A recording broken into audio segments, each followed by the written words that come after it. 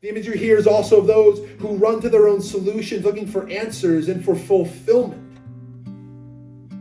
But they find only silence from the things they have gathered to themselves to comfort them.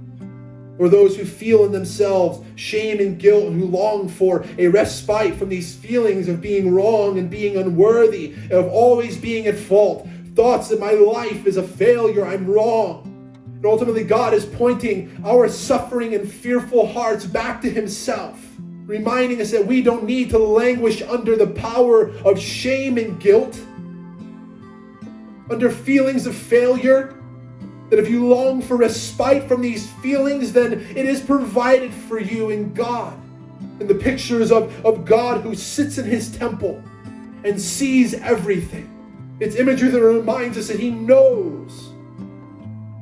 He sees everything from his place of power. And it's such a beautiful picture. Then he says, let all the earth keep silence before him. As if he's saying to us that God alone commands the attention of our hearts.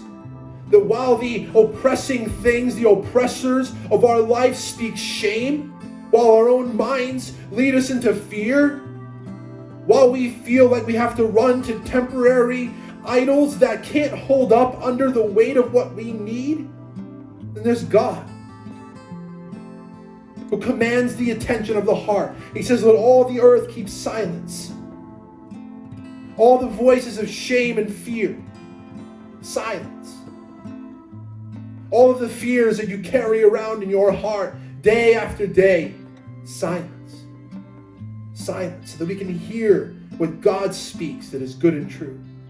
To listen for what he speaks about our lives,